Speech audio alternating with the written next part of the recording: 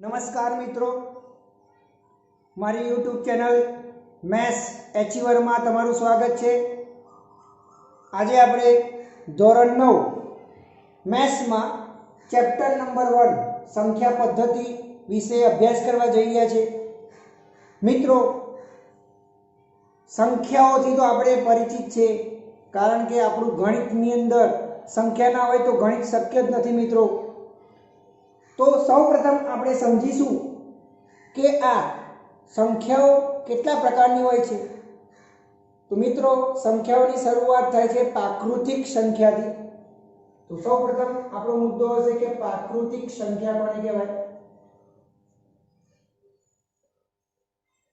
અને આ પ્રાકૃતિક સંખ્યાને આપણે નેચરલ નંબર કહીએ છીએ।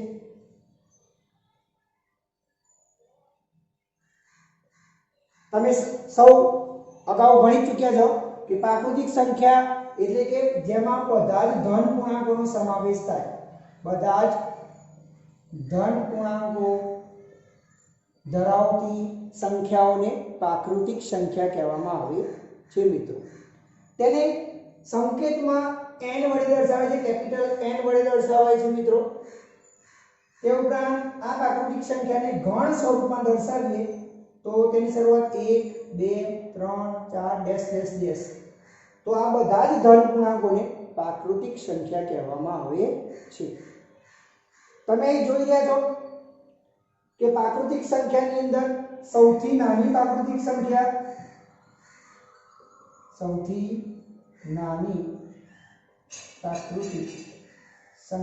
1 છે। મિત્રો, તે ઉપરાંત તમે જોઈ રહ્યા છો कि आ प्राकृतिक संख्याओं केटली होय छे तो के भाई असंख्य होय छे। प्राकृतिक संख्याओं केवी होय? असंख्य। सौथी मोटी प्राकृतिक संख्या तो सौथी मोटी प्राकृतिक संख्याનું મિત્રો अस्तित्व न હોય। કોણ સૌથી મોટી પ્રાકૃતિક સંખ્યા તે તમે કહી ના શકો। કોઈ મિત્ર બોલે કે 2 લાખ, तो આપણે કહીએ કે 2 લાખ 1 એ પણ એક પ્રાકૃતિક સંખ્યા છે। એટલે સૌથી નાની પ્રાકૃતિક સંખ્યા 1 છે, પરંતુ સૌથી મોટી પ્રાકૃતિક સંખ્યાનું અસ્તિત્વ મળે નહીં। મિત્રો, સિમ્પલ ટૂંકમાં કે બધા જ ધન પૂર્ણાંકોનો સમાવેશ પ્રાકૃતિક સંખ્યામાં થાય છે। મિત્રો, સૌથી નાની 1, સૌથી મોટીનું અસ્તિત્વ નથી। મિત્રો, હવે આપણે જોઈએ, ધારો કે આ પ્રાકૃતિક સંખ્યાને તમે a અને b વડે દર્શાવો છો। બે પ્રાકૃતિક સંખ્યાને તમે a અને b વડે દર્શાવો, તેમાં તમે લખો કે a લેસ ધેન b હોય તો આ બે પ્રાકૃતિક સંખ્યા વચ્ચે કેટલી સંખ્યા મળે? તો એ આ સૂત્ર પ્રમાણે લખીએ, b મોટું છે માટે b માંથી a જાય -1। તો આના પરથી તમે કહી શકો કે બે પ્રાકૃતિક સંખ્યાઓ વચ્ચે એક પણ સંખ્યા ન હોય। દાખલા તરીકે તમને ઉદાહરણથી સમજાવું। દાખલા તરીકે એક પ્રાકૃતિક સંખ્યા 2 છે, બીજી પ્રાકૃતિક સંખ્યા 3 છે। અહીં 2 લેસ ધેન 3 છે, 2 3 કરતા નાની છે। હવે તમે આ સૂત્ર પ્રમાણે મૂકો તો એનું સૂત્ર થશે 3 - 2 - 1 માટે 3 માંથી 3 જાય તો 0 માટે બે પ્રાકૃતિક સંખ્યા વચ્ચે એક પણ પ્રાકૃતિક સંખ્યાનું અસ્તિત્વ મળતું નથી। મિત્રો, ત્યારબાદ મિત્રો આવે છે પૂર્ણ સંખ્યા। તેનો પણ તમે અભ્યાસ કરી ચૂક્યા છો। પૂર્ણ સંખ્યા જેને આપણે હોલ નંબર કહીએ છીએ।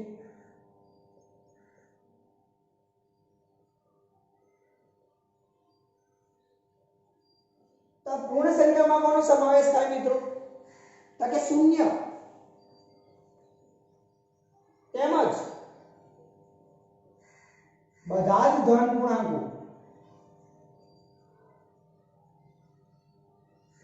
0 તેમજ બધા જ ધન પૂર્ણાંકોનો સમાવેશ પૂર્ણ સંખ્યામાં કરવામાં આવે છે। તેને સંકેતમાં કેપિટલ W વડે દર્શાવવામાં આવે છે। गण स्वरूप में आ पूर्ण संख्या ने दर्शावो तो W बराबर 0 1 2 3 डैश डैश डैश डैश।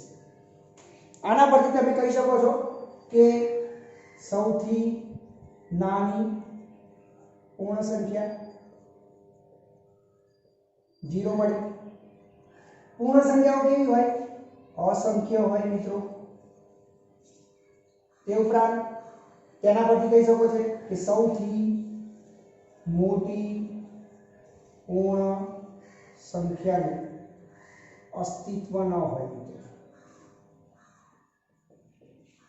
અને પ્રાકૃતિક સંખ્યાની જેમ જ તેમાં પણ બે પૂર્ણ સંખ્યા વચ્ચે એક પણ પૂર્ણ સંખ્યા મળતી નથી મિત્રો. પ્રાકૃતિક સંખ્યાનો અભ્યાસ કરી ચૂક્યા, પૂર્ણ સંખ્યાનો અભ્યાસ કરી ચૂક્યા. હવે ત્રીજું આવે છે પૂર્ણાંક સંખ્યા મિત્રો.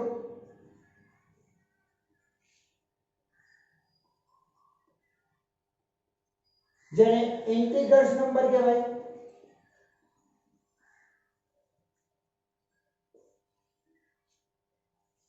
આ પૂર્ણાંક સંખ્યાની અંદર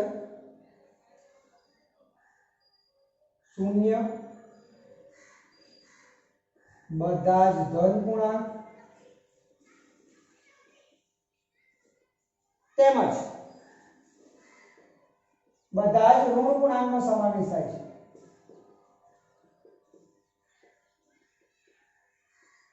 આ પૂર્ણાંક સંખ્યાની અંદર શૂન્યનો પણ સમાવેશ થાય, બધી ધન સંખ્યાનો પણ સમાવેશ થાય, બધી ઋણ સંખ્યાનો પણ સમાવેશ થાય, જેને સંકેતમાં કેપિટલ Z કહેવામાં આવે છે. અને તેને ગણ સ્વરૂપમાં દર્શાવીએ તો Z બરાબર આ રીતે દર્શાવી શકાય: 0 1 2 3 dash dash dash -1 -2 -3 dash dash dash. તેના પરથી કહી શકીએ છીએ 0 આ સાઈડ ધન પૂર્ણાંકો અને આ સાઈડ ઋણ પૂર્ણાંકો, જેને આપણે પૂર્ણાંક સંખ્યા કહીએ છીએ મિત્રો. અહીં Z શબ્દ એ જર્મન શબ્દ છે, જર્મન ભાષા પરથી આવેલો છે. જર્મન શબ્દ ઝાયલન પરથી આવેલો છે, જેનો અર્થ થાય સંખ્યા અથવા ગણવું. સંખ્યા અથવા ગણવું એવો તેનો અર્થ થાય છે. અહીં મિત્રો સૌથી નાની પૂર્ણાંક સંખ્યા એ પણ મળતી નથી અને સૌથી મોટી પૂર્ણાંક સંખ્યા એનું પણ અસ્તિત્વ નથી. સૌથી નાની પૂર્ણાંક સંખ્યા કઈ એ પણ આપણે જાણી નથી શકતા અને સૌથી મોટી પૂર્ણાંક સંખ્યા કઈ એ પણ આપણે જાણી નથી શકતા, કારણ કે આપણે જોઈએ છે કે ઋણ પૂર્ણાંકની કિંમત 0 કરતાં નાની હોય તો આ સાઈડ ઋણ પૂર્ણાંકો અસંખ્ય છે. માટે સૌથી નાનો ઋણ પૂર્ણાંક કયો એ ના મળે, માટે આપણે સૌથી નાની પૂર્ણાંક સંખ્યા પણ જાણી નથી શકતા. અને ધન પૂર્ણાંક એ સૌથી મોટા હોય માટે સૌથી મોટો ધન પૂર્ણાંક નથી જાણતા, માટે સૌથી મોટી પૂર્ણાંક સંખ્યા પણ આપણે જાણી શકતા નથી મિત્રો. ત્યારબાદ આપણો ટોપિક આવે છે સમમેય સંખ્યાઓ.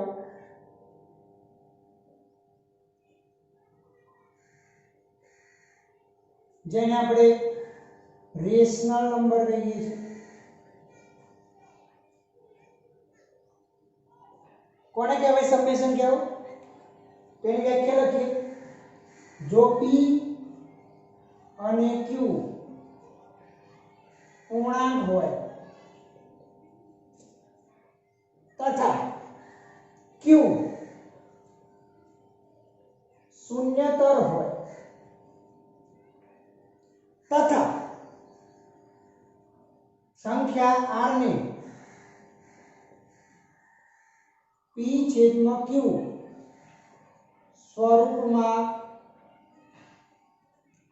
દર્શાવી શકાય તો R ને સમમેય સંખ્યા કહે છે. ફરીવાર મિત્રો, P અને Q પૂર્ણાંક હોય મતલબ શૂન્ય, એની કિંમતો શૂન્ય, ધન અને ઋણ એ હોય. Q શૂન્યતર એટલે શૂન્ય સિવાયની હોય તથા જે R સંખ્યા છે તેને P/Q સ્વરૂપ એટલે કે અપૂર્ણાંક સ્વરૂપમાં દર્શાવી શકીએ તો R ને સમમેય સંખ્યા કહે છે. આના પરથી એવું કહીએ છીએ કે P/Q સ્વરૂપમાં આવેલી P/Q સ્વરૂપમાં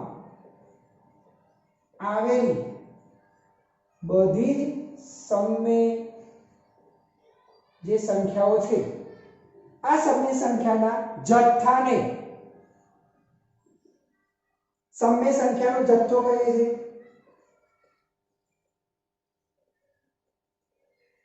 અને જેને Q વડે દર્શાવવામાં આવે છે. તેનો સંકેત Q છે, સમમેય સંખ્યાનો જે જથ્થો છે તેને. અને આ Q શબ્દ એ અંગ્રેજી શબ્દ કોશન્ટ પરથી ઉતરી આવેલ છે મિત્રો. બીજું, આ સમમેય સંખ્યાને હું ગણ સ્વરૂપે દર્શાવું તો ગણ સ્વરૂપે તેને આ રીતે દર્શાવાય q બરાબર p ના છેદમાં q કે જ્યાં p belong to z, q belong to z અને q not is equal to 0 મિત્રો. આનો મતલબ એવો થયો કે p ની કિંમત z માં હોય એટલે કે ધન પણ હોય ઋણ પણ હોય શૂન્ય પણ હોય પૂર્ણાંક છે. q ની કિંમત z પણ હોય એ પણ એવું કહે છે ધન ઋણ અને શૂન્ય, પરંતુ q શૂન્યતર મતલબ q not is equal to 0 એટલે કે q ની કિંમત શૂન્ય ના હોય તો તેને સમય સંખ્યા કહેવામાં આવે છે મિત્રો. સિમ્પલ આપણે કહીએ કે સમય સંખ્યા કોને કહેવાય તો કે બધી જ અપૂર્ણાંક સંખ્યાને સમય સંખ્યા કહેવામાં આવે છે. સિમ્પલ એમ સ્વરૂપ છે, જેને અપૂર્ણાંક સ્વરૂપમાં દર્શાવી શકાય તેને સમય સંખ્યાઓ કહેવામાં આવે છે મિત્રો. તેને ગણ સ્વરૂપમાં ફરીવાર બીજી રીતે દર્શાવીએ તો કે એમાં કઈ સંખ્યાનો સમાવેશ થાય? શૂન્ય, 1/3, આ પણ અપૂર્ણાંક સ્વરૂપ છે, -1/3 આ પણ અપૂર્ણાંક સ્વરૂપ છે. તે ઉપરાંત 1 2 3 આનો પણ સમાવેશ થાય છે, -1 -2 આ બધી સંખ્યાનો સમાવેશ સમય સંખ્યામાં થાય છે મિત્રો. આપણે ધોરણ 8 માં ભણી ચૂકેલા કે સમય સંખ્યાની અંદર એક ધન સમય સંખ્યા આવતી હતી, ત્યારબાદ શૂન્ય સમય સંખ્યા આવતી હતી, ત્યારબાદ ઋણ સમય સંખ્યા આવતી હતી. તો ધન સમય સંખ્યાની અંદર ઉદાહરણ લઉં તો 1/3, 2/5, 3/7 આ સમય સંખ્યા એ ધન સમય સંખ્યા છે. શૂન્ય સમય સંખ્યાની અંદર ફક્ત શૂન્ય આવે. તે ઉપરાંત ઋણ સમય સંખ્યાની અંદર ઉદાહરણ લઈએ તો -1/3, -2/5, -3/7, -4/5 વગેરે એટલે કોઈ પણ અપૂર્ણાંક સ્વરૂપનું એનો ઋણ સમય સંખ્યામાં સમાવેશ થાય છે. મિત્રો આપણને કોઈ પ્રશ્ન પૂછે કે 5 એ સમય સંખ્યા છે તો કે હા, કારણ કે કોઈ પણ પ્રાકૃતિક સંખ્યા છે એની નીચે 1 દર્શાવે એ અપૂર્ણાંક સ્વરૂપ થયું. 5/1 કોઈ પણ સંખ્યાની નીચે 1 તો હોય જ, આપણે લખતા નથી. મારે અપૂર્ણાંક સ્વરૂપ થયું, PQ સ્વરૂપ થયું એમ મારે 5 પણ ધન સમય સંખ્યા છે. 7 એ સમય સંખ્યા છે તો કે હા. -2 એ સમય સંખ્યા છે તો કે હા, કેમ કે -2 ના નીચે 1 તો હોય જ. આ સમય સંખ્યાઓ વિશે સમજ્યા મિત્રો. હવે અગાઉ આપણે ભણી ચૂકેલા કે બે પ્રાકૃતિક સંખ્યાઓ વચ્ચે કોઈ પણ સંખ્યા મળતી નથી, બે પૂર્ણ સંખ્યા વચ્ચે કોઈ પણ સંખ્યા નથી મળતી, તેમજ બે પૂર્ણાંક સંખ્યાઓ વચ્ચે પણ કોઈ પણ સંખ્યા નથી મળતી. પરંતુ બે સમય સંખ્યાઓ વચ્ચે અસંખ્ય સમય સંખ્યા મળે છે. અસંખ્ય સમય સંખ્યા મળે છે મિત્રો. તેને સિમ્પલ એક સૂત્ર વડે દર્શાવી શકાય છે. દાખલા તરીકે a અને b એ બે ભિન્ન સમય સંખ્યાઓ છે. તો આ બે સમય સંખ્યાઓ વચ્ચે કેટલી સમય સંખ્યા મળશે? તો તેનું સૂત્ર આ છે a less than is equal to a plus b divided by 2 less than b. એનો મતલબ a અને b નો સરેરાશ કરો. સરેરાશ આપણે ભણી ચૂક્યા છે કે બે સંખ્યાનો સરવાળો અને એના ભાગ્યા 2 કરીએ તો એ સરેરાશ મળ્યું. તો a અને b વચ્ચેની સમય સંખ્યાને આ સૂત્ર વડે આપણે શોધી શકીએ છે મિત્રો. બે સમય સંખ્યાઓ વચ્ચે સમય સંખ્યા શોધવા માટેનું સૂત્ર આ છે a less than a plus b by 2 less than b મિત્રો. તમને બીજી એક રીતે સમજાવું કે બે એક સંખ્યા લઈએ આપણે 2 અને 3 વચ્ચેની સમય સંખ્યા મેળવો. તો આપણે સૂત્ર પ્રમાણે જઈએ તો પહેલા શું કરીશું? આપણે 2 અને 3 વચ્ચેની જે સમય સંખ્યા છે એનું સૂત્ર મૂકીશું a less than a plus b by 2 less than b. a તરીકે શું લઈશું? આપણે 2 લઈશું. b તરીકે શું લઈશું? 3. તો એ 2 લખીએ, 2 + 3/2 અહીં 3 લખીએ, 2 અને 3 5, 5/2 અહીં 3, 5 ને 2 વડે ભાગીએ તો 2.5. તો આપણે મિત્રો જાણી શકીએ છીએ કે 2 અને 3 વચ્ચે 2.5 મળે છે, 2.5 આવે છે. પરંતુ મિત્રો મેં તમને એવું કીધું કે 2 અને 3 વચ્ચે મેં તમને કીધું કે બે સંખ્યાઓ વચ્ચે તો ઘણી બધી સમય સંખ્યાઓ મળે છે. તે કેવી રીતે? તો આપણે જાણીએ છીએ કે આ 2 છે અને આ 3 છે.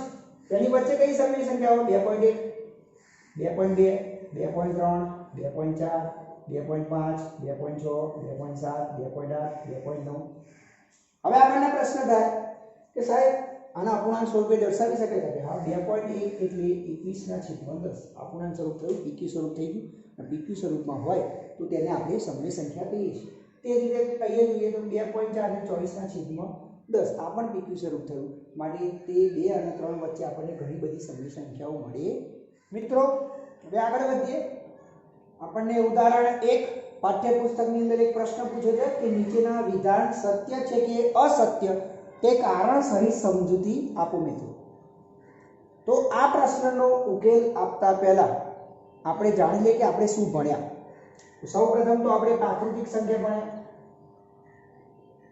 અને આ પ્રાકૃતિક સંખ્યાઓને આપણે n કહેતા હતા તો n તરીકે કઈ કઈ સંખ્યાનો સમાવેશ થતો હતો તો કે બધા જ ધન પૂર્ણાંકો ત્યાર પછી શું ભણ્યા આપણે તો કે પૂર્ણ સંખ્યાઓ અને પૂર્ણ સંખ્યાને આપણે w કહીએ છીએ w તરીકે કઈ કઈ સંખ્યાનો સમાવેશ થતો હતો તો કે બધા જ ધન પૂર્ણાંકો અને શૂન્યનો સમાવેશ થતો હતો મિત્રો ત્યાર પછી આપણે પૂર્ણાંક સંખ્યા ભણ્યા અને પૂર્ણાંક સંખ્યાને આપણે z કહેતા હતા ઇન્ટીજર્સ નંબર અને તેમાં બધા જ ઋણ પૂર્ણાંક શૂન્ય અને બધા જ ધન પૂર્ણાંકોનો સમાવેશ થતો હતો ત્યારબાદ આપણે ભણ્યા સમય સંખ્યાઓ સમય સંખ્યાને આપણે q તરીકે ઓળખીએ છીએ અને જેમાં શેનો સમાવેશ થતો હતો શૂન્યનો પણ સમાવેશ થતો હતો અપૂર્ણાંક સંખ્યાનો પણ સમાવેશ થતો હતો બધા ધન પૂર્ણાંકોનો પણ સમાવેશ થતો હતો ઋણ અપૂર્ણાંકનો પણ સમાવેશ થતો હતો અને ઋણ પૂર્ણાંક સંખ્યાનો પણ સમાવેશ થતો હતો અહીં તમે જોઈ ગયા છો આના પરથી તમે કહી શકો છો કે n મતલબ પ્રાકૃતિક સંખ્યા બધી જ પ્રાકૃતિક સંખ્યાઓ પૂર્ણાંક સંખ્યામાં સમાવેશ થાય છે બધી જ પૂર્ણ સંખ્યાનો બધા જ પૂર્ણાંક સંખ્યામાં સમાવેશ થાય છે અને બધા જ પૂર્ણાંક સંખ્યાનો બધી જ સમય સંખ્યામાં સમાવેશ કરવામાં આવે છે એનો મતલબ તમે એવું કહી શકો n આ સંખ્યા છે ઉપગણનો subset n subset of w એનો મતલબ એવો થયો કે n ની બધી જ કિંમતો w એટલે કે પૂર્ણ સંખ્યામાં આવેલી છે w ની બધી જ કિંમતો z માં આવેલી છે અને z ની બધી જ કિંમતો q માં આવેલી છે મિત્રો આ ખાસ ધ્યાન આપજો આ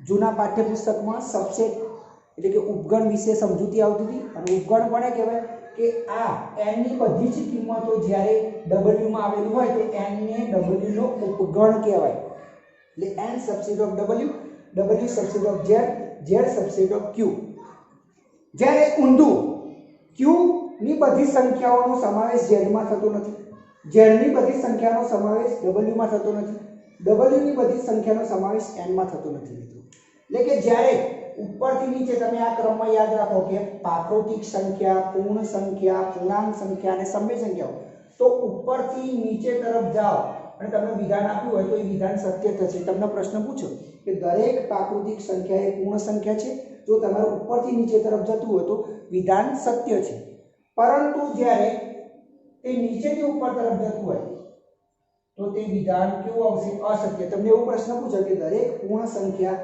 એ પ્રાકૃતિક સંખ્યા કહેવાય તો કે ના કહેવાય આ નિયમ આવો કે n subset of w w subset of z z subset of q એ ક્રમમાં જાય તો વિધાન સત્ય છે પણ જો ક્રમ આડાઅવળી થાય તો વિધાન સત્ય નથી અહીં પ્રશ્ન છે તમારી સામે દરેક પૂર્ણ સંખ્યા એ પ્રાકૃતિક સંખ્યા છે મિત્રો જો અહીં આવ્યો પૂર્ણ સંખ્યા એ પ્રાકૃતિક સંખ્યા છે આપણે નીચેથી ઉપર તરફ જવાનું છે પૂર્ણ સંખ્યામાં શૂન્યનો સમાવેશ થાય જ્યારે પ્રાકૃતિક સંખ્યામાં શૂન્યનો સમાવેશ ના થાય માટે આપેલ વિધાન અસત્ય છે એનું કારણ લખવું તો લખી શકો કે પૂર્ણ સંખ્યામાં શૂન્યનો સમાવેશ થાય છે જ્યારે પ્રાકૃતિક સંખ્યામાં શૂન્ય નથી માટે આપેલ વિધાન અસત્ય છે મિત્રો બીજો પ્રશ્ન પૂછ્યો છે દરેક પૂર્ણાંક સંખ્યા એ સમય સંખ્યા છે મિત્રો એ જો દરેક પૂર્ણાંક સંખ્યા એ સમય સંખ્યા છે આપણે આ ક્રમમાં જોઈએ છીએ પૂર્ણાંક સંખ્યાને z વડે દર્શાવાય અને સમય સંખ્યાને q વડે દર્શાવાય તો પૂર્ણાંક સંખ્યા એ સમય સંખ્યા છે તો કે હા આપેલ વિધાન સત્ય છે કારણ કે પૂર્ણાંક સંખ્યામાં ધન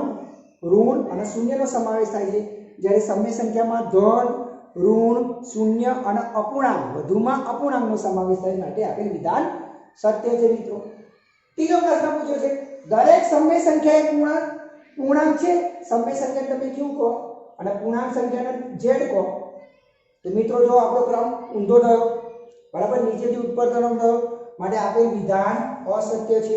સમજૂતી આપ્યું હોય, કારણ લખવું હોય તો લખાય કે ભાઈ પૂર્ણાંક સંખ્યામાં અપૂર્ણાંક સંખ્યાનો સમાવેશ થતો નથી, જ્યારે સમય સંખ્યામાં અપૂર્ણાંક મળે છે, માટે આપેલ વિધાન અસત્ય છે મિત્રો. ત્યારબાદ આપણને પાઠ્યપુસ્તકનું સ્વાધ્યાય 1.1 નો ચોથો એક્ઝામ્પલ પણ આ રીતનો છે. તો જોડે જોડે જોઈ લઈએ મિત્રો કે દરેક પ્રાકૃતિક સંખ્યા એ પૂર્ણ સંખ્યા છે. જો મિત્રો દરેક પ્રાકૃતિક સંખ્યા એ પૂર્ણ સંખ્યા છે.